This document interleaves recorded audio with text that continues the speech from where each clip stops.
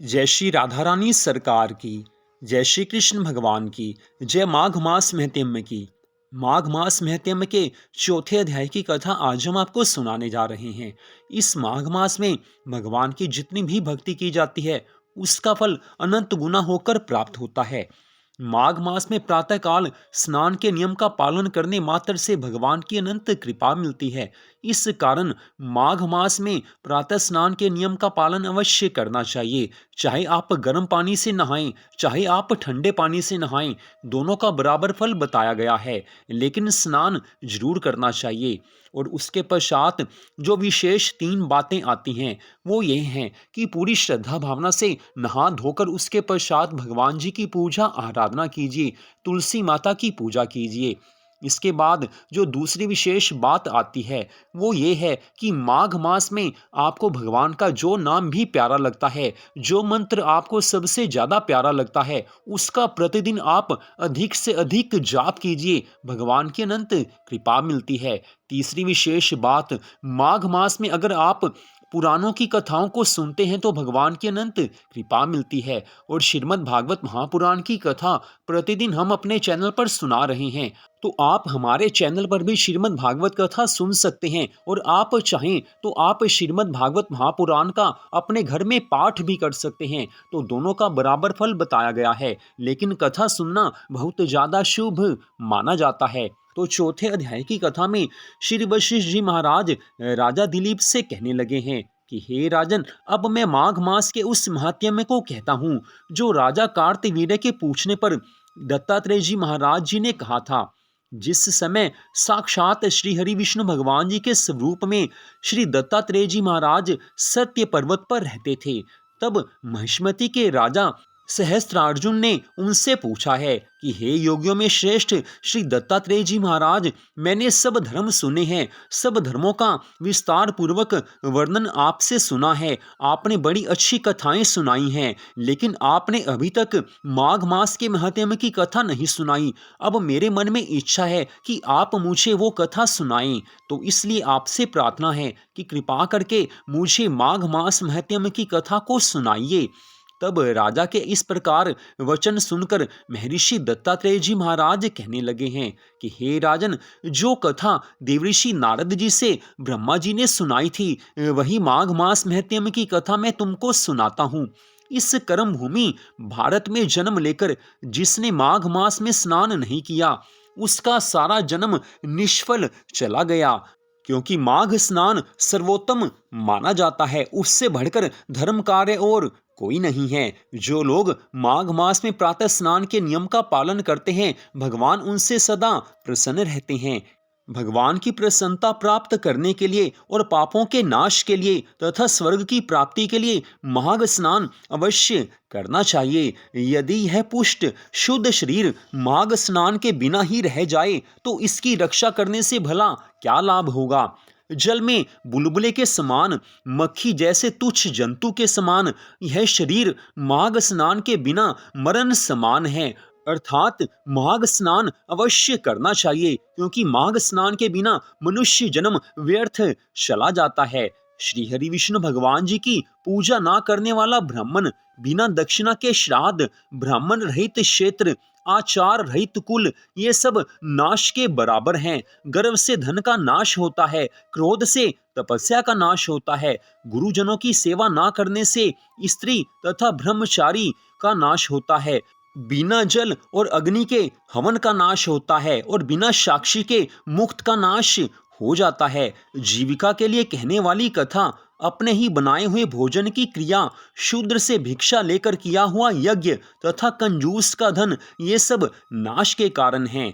बिना अभ्यास और आलस्य वाली विद्या, असत्यवाणी, विरोध करने वाला राजा, जीविका के लिए तीर्थ यात्रा करना, जीविका के लिए व्रत रखना, संदेह युक्त होकर किसी मंत्र का जाप करना, व्यग्रचित होकर मंत्र का जाप करना तथा वेद ना जानने वाले को दान देना, और संसार में नास्तिक मत ग्रहण करना और श्रद्धा बिना धार्मिक कार्य करना, ये सब व्यर्थ हैं। उसी तरह माघ स्नान के बिना मनुष्य का जीना व्यर्थ है।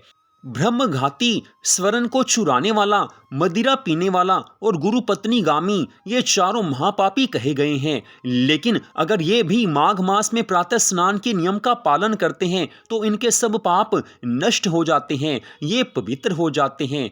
माघ मास में विशेष रूप से जल ये कहता है कि सूर्य उदय होने से पहले जो मुझसे स्नान करता है, मैं उसके बड़े बड़े पापों को नष्ट कर देता हूँ। उसके जीवन में हमेशा शुभ ही शुभ होता रहता है। महापाप भी स्नान करने से भस्म हो जाते हैं। माघ मास के स्नान का जब समय आ जाता है तो सब पाप अपने नाश के भय से कांपने लग जाते हैं। जैसे मेघों से युक्त होकर चंद्रमा प्रकाश करता है, वैसे ही श्रेष्ठ मनुष्य माघ मास में स्नान करके प्रकाशमान हो जाते हैं। मनसा वाचा कर्मणा किए हुए छोटे या बड़े, नए या पुराने सभी पाप माघ मास के स्नान से नष्ट हो जाते हैं। आलस्य में बिना जाने जो पाप किए हों वह भी माघ मास के स्नान से नष्ट हो जाते हैं। जिस तरह जन्म जन्मांतर के अभ्यास से आध्यात्मिक ज्ञान की प्राप्ति होती है, उसी प्रकार जन्मों जन्मों के जब पुण्य इकट्ठे होते हैं तभी मनुष्य की माघ स्नान में रुचि पैदा होती है।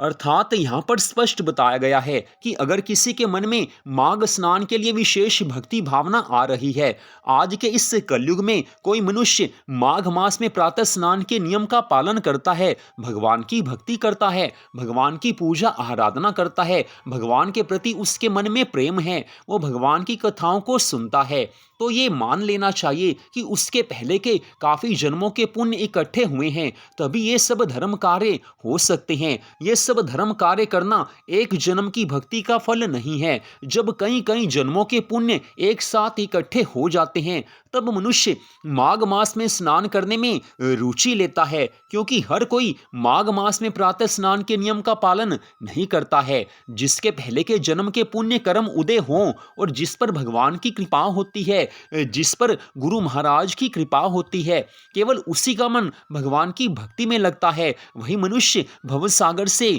पार हो सकता है। आगे की कथा में आता है कि माघ मास का ये स्नान अपवित्रों को पवित्र कर देता है। इससे बढ़कर कोई तपस्या नहीं है। संसार रूपी कीचड़ को धोने के लिए माघ मास का स्नान सबसे पवित्र वस्तु है। मनुष्य मात्र ने अगर पिछले जन्मों में करोड़ों करोड़ों पाप क्यों ना किए हो और इस जन्म में असंख्य पाप क्यों ना किए हो, अगर वो माघ मास में प्रातः स्नान करता है, भगवान की पूरी श्रद्धा भावना से भक्ति करता है, भगवान के नामों का जाप करता है, तो उसके सभी जन्मों के पाप नष्ट हो जाते हैं। उसके जीवन में भगवान सुख शांति आनंद लेकर आते हैं, क्योंकि माघ मास के स्नान की यही सबसे बड़ी विशेष महिमा है कि इस स्नान के करने मात्र से श्री हरि विष्णु भगवान जी, भगवान श्री राधा कृष्ण जी अत्यंत प्रसन्न हो जाते हैं और अपने भक्तों की सभी मनोकामनाओं को पूर्ण कर देते हैं। मनुष्य की एक यही इच्छा होती है कि मुझे जीवन में सुख संपत्ति आनंद मिलते रहें, परिवार में सुख शांति रहे, मेरा कोई काम नहीं रुके, रोगों से मैं बचा रहूं। तो ये सभी कार्य भगवान की भक्ति से सुलभ हो जाते हैं। बिना भगवान की भक्ति के कुछ नहीं हो सकता है। मनुष्य अपनी कोशिश से कभी सुखी नहीं हो सकता है। धन आने से कोई सुखी नहीं होता। धन आए और मनुष्य सुखी हो ये जरूरी नहीं है। मनुष्य को कोई रोग ना हो लेकिन फिर भी वो सुखी हो ये जरूरी नहीं है, क्योंकि सुख शांति आनंद ये भगवान की कृपा से मिलते हैं। जिनके पास ज्यादा धन है वो सुखी हो जरूरी नहीं है, लेकिन जिनके ऊपर भगवान की कृपा होती है वो मनुष्य सुखी होते हैं। वही जीवन में असली आनंद को भोग पाते हैं, उन्हें ही असली आनंद मिलता है। तो माघ मास के इस पावन समय में अपने मन को भगवान के चरणों में लगाकर माघ मास के प्रातः स्नान के नियम का पालन अवश्य करना चाहिए। आगे कथा में श्री दत्तात्रेय जी महाराज राजा कार्तवीर्य से कहने लगे हैं कि हे राजन, जो मन वांछित फल देने वाला माघ मास का स्नान नहीं करते वह सूर्य चंद्र के समान भोगों को कैसे भोग सकते हैं, अर्थात उन्हें जीवन में भोग प्राप्त नहीं होते हैं, उनके जीवन में असली सुख नहीं आते हैं। हो सकता है कि जो मनुष्य भगवान की भक्ति नहीं करते वो सुखी नजर आते हों, लेकिन उनका सुख कुछ ही दिनों का होता है। वैसे अंदर से वो परेशान होते हैं, दुखी होते हैं, चिंताएं उनको घेरी हुई होती हैं। लेकिन जो मनुष्य भगवान की भक्ति करते हैं, माघ मास में विशेष रूप से भगवान की भक्ति, भगवान की पूजा आराधना करते हैं और अपने गुरु महाराज की आज्ञाओं का पालन करते हैं, संत और शास्त्र पर जो विश्वास करते हैं, जो श्रीमद् भागवत कथा सुनते हैं, भगवान ऐसे भक्तों से विशेष स्नेह रखते हैं। उनकी सभी मनोकामनाओं को भगवान पूर्ण करते हैं और उन्हें ही वास्तविक सुख, शांति, आनंद मिलते हैं।